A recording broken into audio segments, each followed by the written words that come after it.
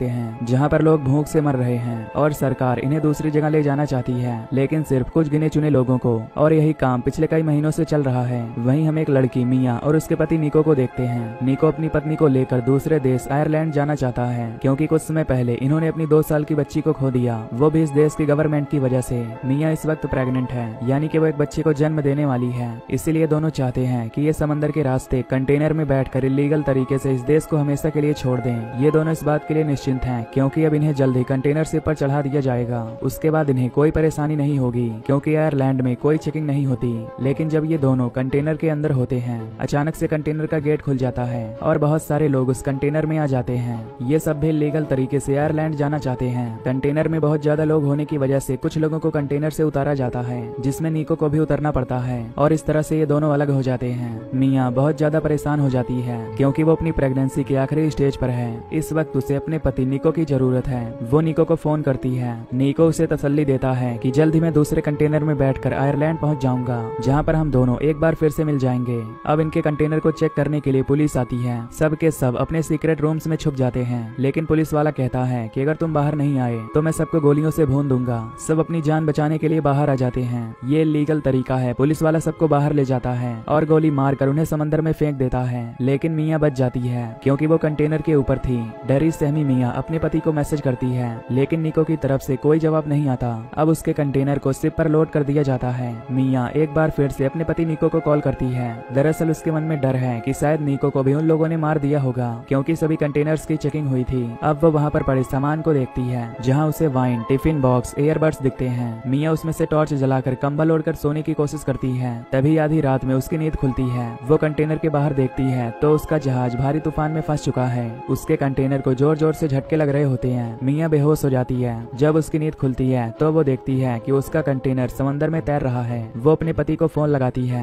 लेकिन उसका फोन नहीं लगता। तभी उसे कुछ लोगों के चीखने चिल्लाने की आवाज आती है। वो फिर से बाहर जाती है तो सामने उसे वही कंटेनर डूबता हुआ नजर आता है जिसमें निको को डाला गया था। उसकी आंखों के सामने कंटेनर डूब जाता है। निको से मिलने की उसकी आखिरी उम्मीद भी टूट जाती है क्योंकि वो कंटेनर डूब चुका है जिसके अंदर निको है। मिया बहुत ज्यादा परेशान हो जाती है। वो खुद की जान लेने की कोशिश करती है, लेकिन तभी उसे अपने होने वाले बच्चे का ख्याल आता है। इसीलिए वो चाकू फेंक देती है और रोते रोते सो जाती है। अचानक उसकी नींद खुलती है। वो देखती है कि पूरे कंटेनर में पानी भर गया है। बहुत कोशिश करने के बाद भी वो खुद को नहीं बचा पाती और उसकी मौत हो जाती है। तभी एक झटके से उसकी नींद खुलती है। दरअसल ये एक डरावना सपना था, लेकिन अब कंटेनर में धीरे धीरे पानी भरने लगा है। तभी उसके मोबाइल पर एक अननोन नंबर से कॉल आता है जो कि उसके पति निको का होता है, जिसे ड्राइवर ने एक जगह उतार दिया था। उसकी आवाज सुनकर मिया को थोड़ी तसल्ली मिलती है और निको भी उसे हिम्मत रखने के लिए कहता है। तभी मिया का लेबर पेन होना शुरू हो जाता है। साथ ही कंटेनर में धीरे धीरे पानी का लेवल बढ़ रहा था और इन्हीं कठिन परिस्थितियों में मिया एक बेटी को जन्म देती है जिसका नाम वो नोवा रखती है।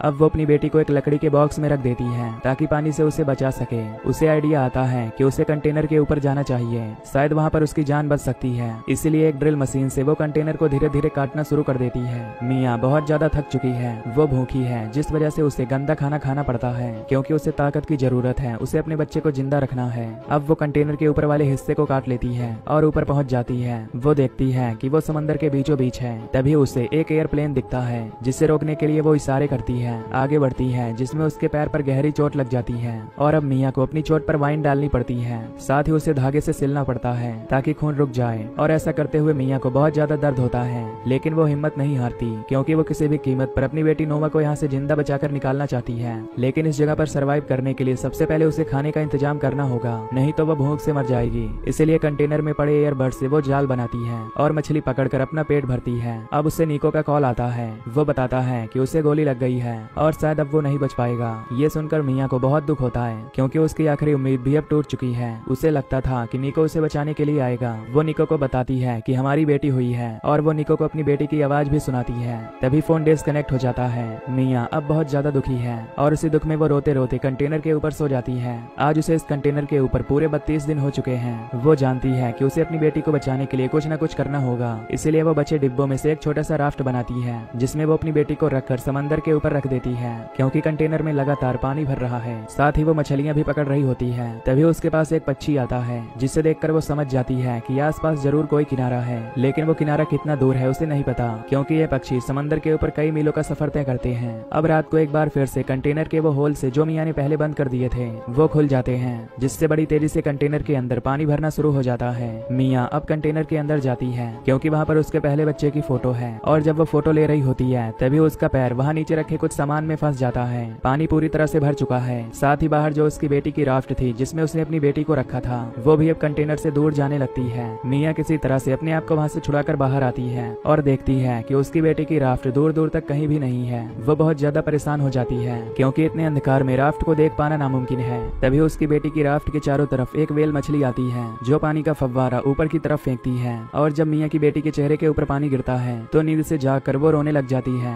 जिससे मिया को अंदाजा लग जाता है कि उसकी बेटी नोवा वहाँ पर है। वो जल्दी से नोवा के पास जाती है और उसकी राफ्ट पर लटक जाती है। पूरी रात वो इसी तरह से लटकी रहती है। अगली सुबह जब उसकी नींद खुलती है तो वो समझ जाती है कि वो इस तरह से ज्यादा वक्त नहीं रह पाएगी। वो अपनी बेटी को थैंक्स कहती है क्योंकि कुछ ही दिन पहले उसने अपनी जिंदगी का खात्मा करने का फैसला किया था, और जब वो ऐसा करने वाली थी ठीक उसी पल में नोवा ने, जो कि उसके पेट के अंदर थी, उसने अंदर से लात मारी थी, जिस वजह से मिया ने अपने फैसले को बदल दिया था। मिया अब देखती है कि उनके ऊपर बहुत सारे ईगल्स उड़ रहे हैं। उसके पास जो मछलियां होती हैं वो उन्हें पानी में फेंक देती है ताकि यहाँ पर और भी ज्यादा ईगल्स आए। इनके चारों तरफ बहुत सारे ईगल्स आने लगते हैं और होता भी वैसे ही है जैसे मिया ने सोचा था। दूर ही एक मछुआरा होता है जो इन्हें देख लेता है। वो जल्दी से अपनी बोट को इनके पास लाता है। वो देखता है कि राफ्ट के ऊपर एक बच्ची है, लेकिन मिया का कोई नामो निशान नहीं होता। वो ये देखकर हैरान होता है कि समंदर के बीचों बीच ये बच्ची कहाँ से आई। वो बच्ची को ऊपर ले आते हैं और देखते हैं कि राफ्ट के साथ ईयरफोन की बनी एक रस्सी है, और जब ये उस रस्सी को खींचते हैं तो रस्सी के साथ मिया भी ऊपर आ जाती है। ये मिया को अपनी बोट पर लाते हैं।